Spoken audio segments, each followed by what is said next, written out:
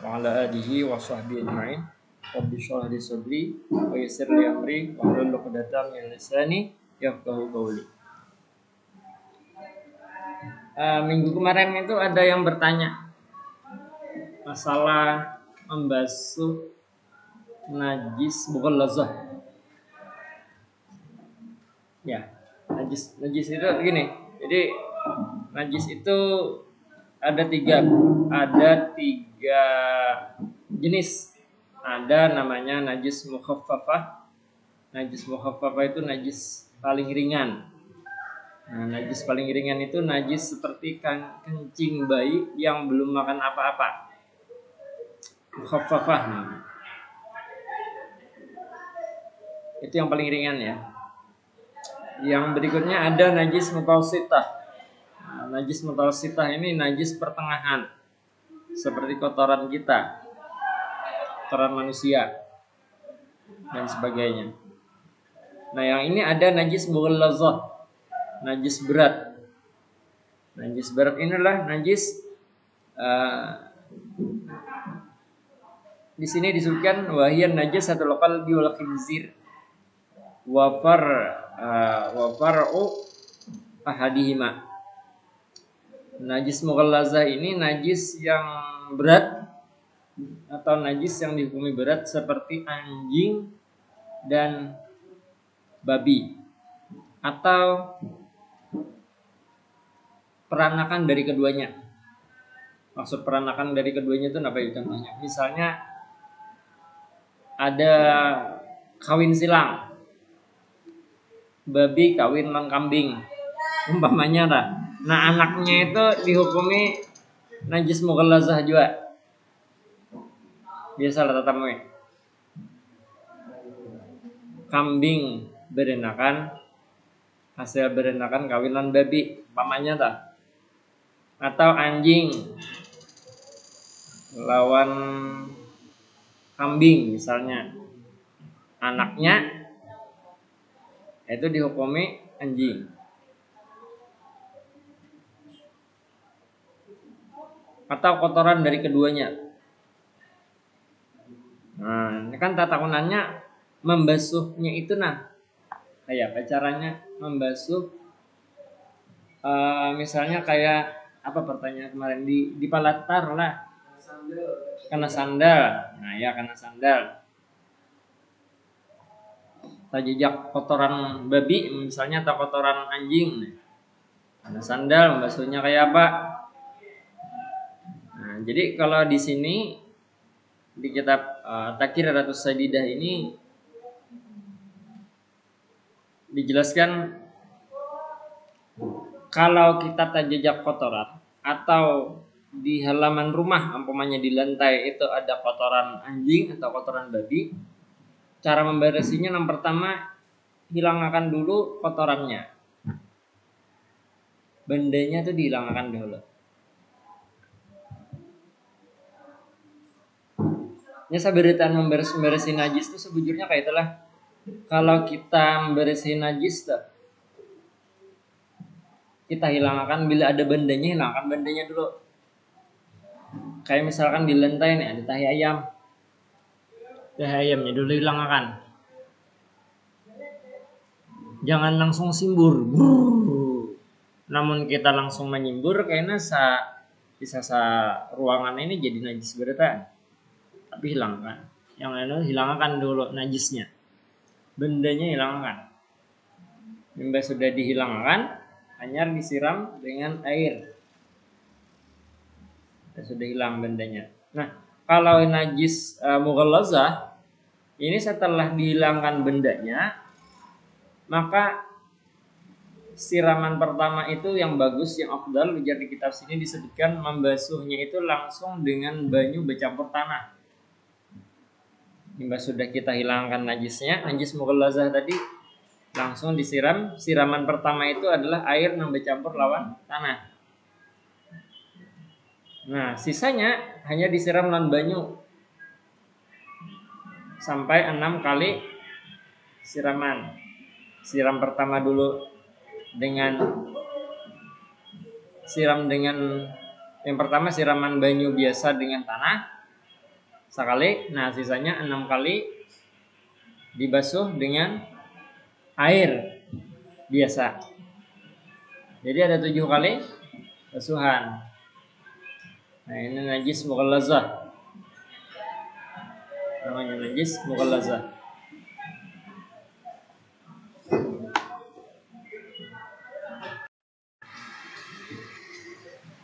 Nah, pian bertatapas di rumah. Bertatapas di rumah itu kalau pakaian ada najis disiram dulu pakaiannya. Jadi kalau najisnya ada bendanya, hilangkan najisnya dulu di baju atau di selawar. Nah, seumpama di kadada bendanya kayak najis nang basah, nah asalnya basah jadi karing tadi, itu kan najis ainiyah. Najis hukmiyah ngarannya. Najis hukmiyah ini artinya najis nang kada kelihatan bendanya. Nah, namanya najis hukmiyah ini cukup disiram dengan air. Cukup disiram dengan air. Imbas sudah disiram dengan air, kada perlu dihilangkan lagi, itu najis hukmiyah ngarannya, najis nang benda najisnya kada kelihatan. Imbas sudah itu, kalau di rumah pian ada mesin cuci, hanyar dibuat ke mesin cuci. Hanyar diputar. Nah, itu. Kalau misalkan kada kayak itu, pakaian bernajis masih ada najisnya umpamanya, kada dihilangkan. Nah, pian buat ke mesin cuci, diputar. Nah, itu pakaian yang diputar itu seberatan dihukumi jadi bernajis. Jadi harus dihilangkan dulu.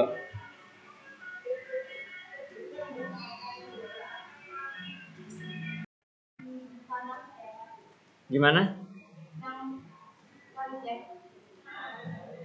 Yang bakas tajejak.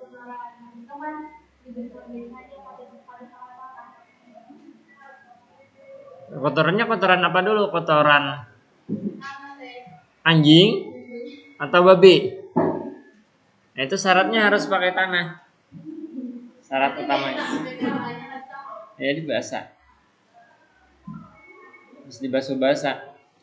Harus dibasuh bagian yang tadi kata jejak itu ada. Harus disiram basah. Ya.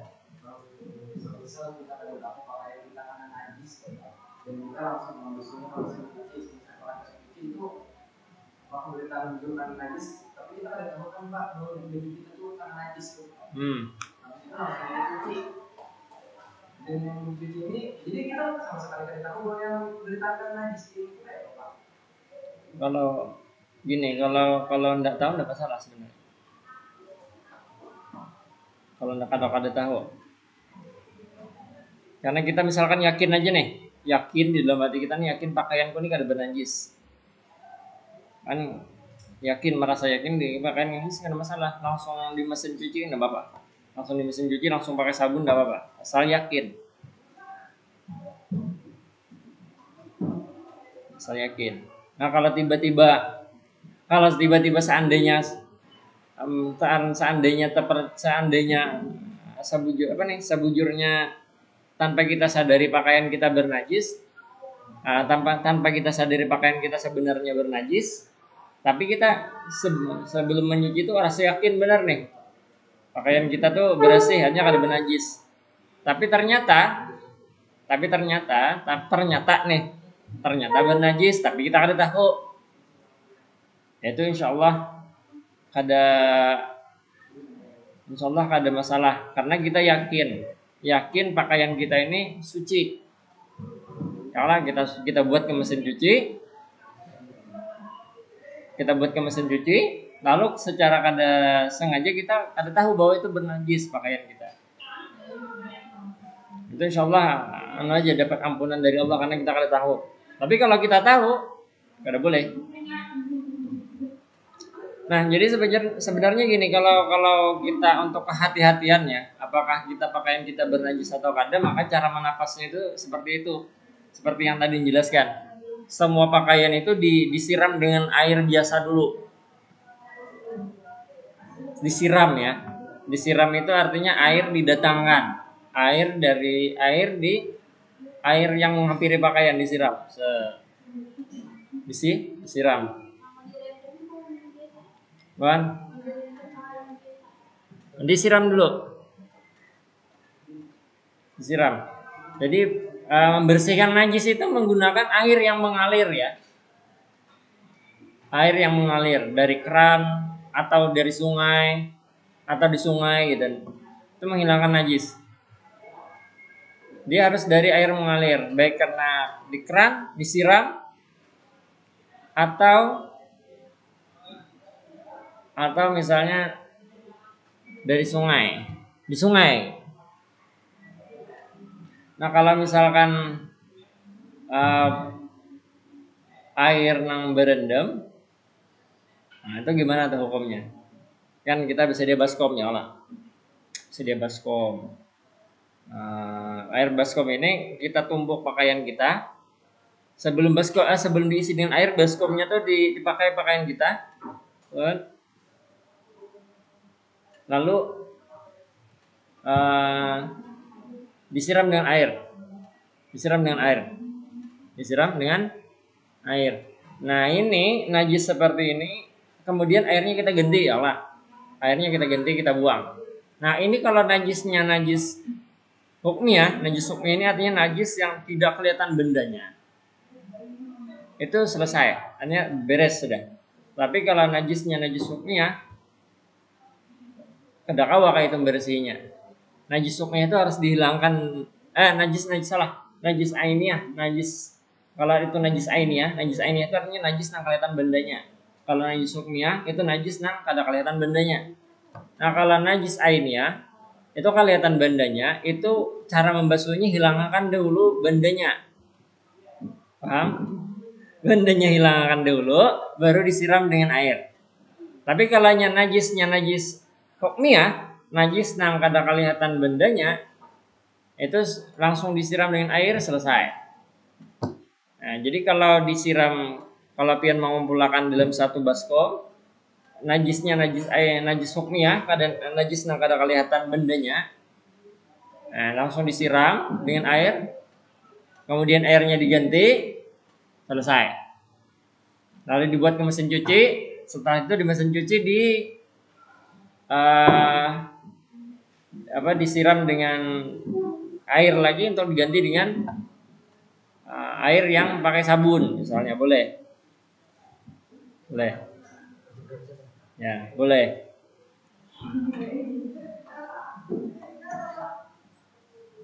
Atau boleh jadi mesin cuci juga, asalnya najisnya kada kelihatan tadi. Dimasukkan air, kita masukkan pakaian, dimasukkan banyu, dibasuh kan di dalam situ, habis itu banyunya dibuang di mesin cuci kan bisa. Lalu diganti lagi dengan air, masukkan lagi air, setelah disiram dimasukkan lagi dengan air, kemudian airnya ditambahi sabun, lalu dicuci. Itu kalau menghilangkan najis hukmiyah dan najis ainiyah. Kalau najisnya najis ainiyah, hilangkan dulu ya, dihilangkan dulu bandanya. Ada pertanyaan lain?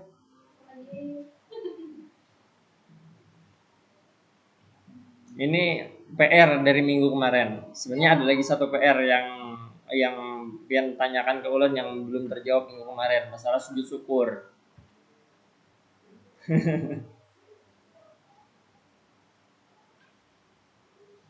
Nah, jadi ini pambinian kalau hendak bertetapas gitu, bertetapas nang syariah sesuai syar'i gitu. Nya kada kawa kita tuh misalnya nih kayak di mesin cuci atau di baskom, kita tuang dulu banyu, kita hibakakan banyu, habis itu pakaian tadi kita masukkan. Bilanya benajis pakaian kita, maka beritan tuh benajis. Tapi pakaian yang dimasukkan tuh pakaian dulu ke dalam baskom, habis itu banyu berdudi masuk. Banyu berdudi. Habis itu diganti pulang bajunya, diganti banyunya. Habis itu masukkan lagi banyu untuk bercampur dengan sabun. Ini najis nang kada kelihatan ini najis yang harannya nang kayak kami nang karing tadi itu cukup dengan dicampur dengan air selesai. Tapi cara syaratnya adalah banyunya nang disiramakan ke baju, jangan baju nang diculupakan, jangan.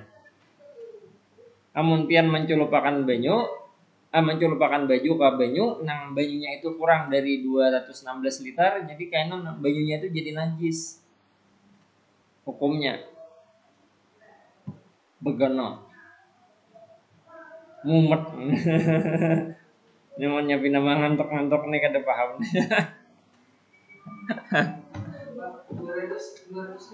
216 liter. Kan?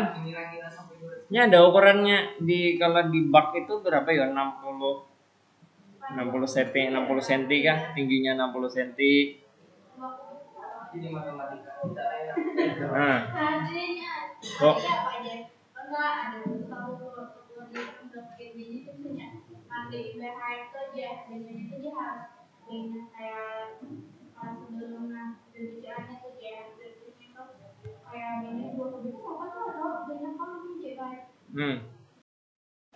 masalah sujud syukur ya. Kemarin itu ada kesalahan ya ulun menjelaskan terkait sujud syukur.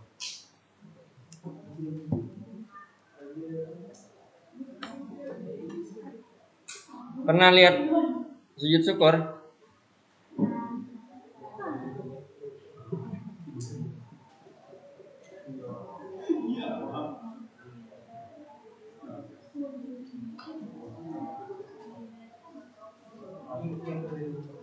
Oke, masalah sujud syukur. Sujud syukur itu kadang-kala sembarangan, ada kaidahnya. Yang pertama, ngaran sujud syukur itu keadaan di mana kita itu mendapatkan nikmat yang sifatnya dadakan. Sifat yang dadakan artinya akan terduga. Contohnya yang kayak Husna diberi orang hari ini tiba-tiba dapat duit 50 juta. Nah, itu sunnah sujud syukur. Itu nikmat yang dapat dadakan. Nah, cuman gini, ketika kita hendak melaksanakan sujud syukur itu kayak apa caranya? Kata caranya ada. Yang pertama niat dulu. Yang pertama dia harus suci dari hadas kecil, hadas besar. Wudu dulu orangnya. Jadi kalau orang haid nggak bisa sujud syukur. Atau orang yang berhadas kecil nggak bisa sujud syukur. Syaratnya dia harus suci dari hadas. Suci dari hadas, suci dari najis, dan menutup aurat. Masalah orang hendak pada kawas sujud syukur. Apalagi bakutang wara, ada kawa. Dia harus menutup aurat dan menghadap kiblat. Ada kawa sembarang sujud arahnya kada jelas, kada kawa. Hadap kiblat kayak orang sembahyang. Dan berniat juga. Maksudnya nak sujud syukur itu berdiri, menghadap kiblat, berniat. Niatnya apa? Nah, ini loh, di sini ada. Nawaitu sujud syukri sunnatan lillahi ta'ala. Sahajaku, kalau kada hafal Arabnya boleh aja Indonesianya. Sahajaku sujud syukur sunnah karena Allah Ta'ala. Kalau kada hafal Arabnya. Sahajaku sujud syukur sunnah karena Allah Ta'ala. Baniat takbir. Sekali Allahu Akbar. Berdiri begini dulu. Itu sujud sekali. Sujud sekali. Apa bacaannya?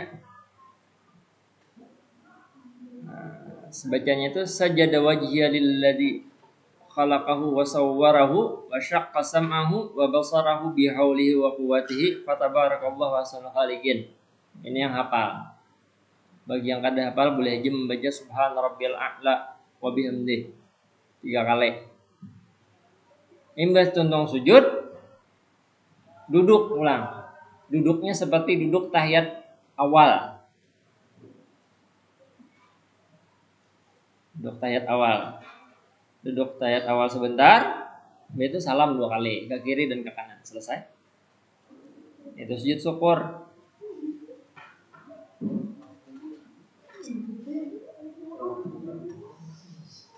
Jadi ingat akan kondisi sujud syukur itu yang pertama adalah ketika mendadak dapat nikmat. Kalau nikmat yang sering kita dapatkan itu kada disunahkan sujud syukur. Contohnya saban hari dapat nikmat uang jajan. Ya kan? Uang jajan kan nikmat ya Allah, dapat saban hari tapinya. Nah itu kada sunnah sujud syukur. Nang disunahkan sujud syukur itulah ketika mendapatkan nikmat nang mendadak. Diberi orang 100 juta misalnya. Kayak pian diberi orang 100 juta. Takajud dulu pian. Nah, sujud syukur itu sunnah. Yang kedua, kondisi di mana kita itu terhindar daripada bala. Sujud syukur juga cuman nang pintangan terhindar dari bala ini boleh lihat dulu. Jangan langsung di situ sujudnya. Kayak orang tersinggung. Orang kebakaran seorang sujud syukur kan gitu. Orang bekas kebakaran nih, rumah seorang kadang-kadang sujud syukur di depan orang nang kana kebakaran tadi. Nah, itu kada pas. Walaupun sebujurnya kita ini pas saja gesan sujud syukur di situ. Cuman kondisinya nang kada pas. Makanya tuh hati-hati itu sebujurnya boleh aja Bang lah mengucapkan kalimat alhamdulillah ketika kita terhindar dari musibah orang lain nang kana. Cuman jangan bisa-bisa aja kita nah. Jangan orang debuk jebrenjah kecelakaan seorang alhamdulillah. Alhamdulillah aja. Kayaknya ngalih pandangan orang nang apa kawan kecelakaan mah apakan aja.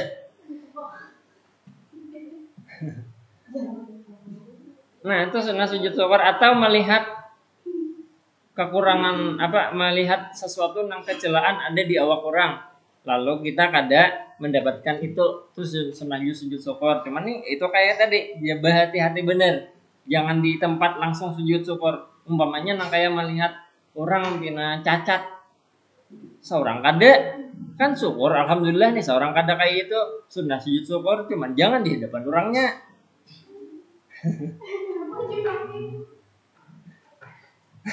Jangan di hadapan orangnya kenapa mau lejar. Nah, itu sunnah sujud syukur. Nah, yang terakhir keadaan di mana kita disunahkan sujud syukur itu adalah ketika kita melihat ada orang fasik. Fasik tau lah fasik. Nih, itu pesek lah ya. Orang fasik. Orang fasik nih gini, orang fasik nih orang nambah iman juga. Orang nambah agama Islam juga. Cuman orang nih katuju maksiat. Orang ini katuju maksiat. Nah, ketika orang ini katuju maksiat, lalu kita sudah sujud syukur. Kenapa?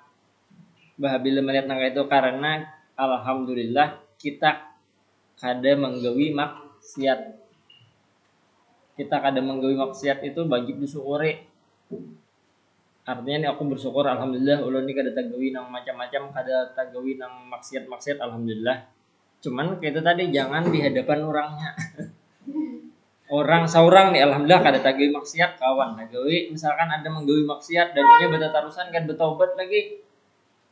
Nah, sujud syukur di situ. Cuma sujud syukur kita ini jangan di hadapannya.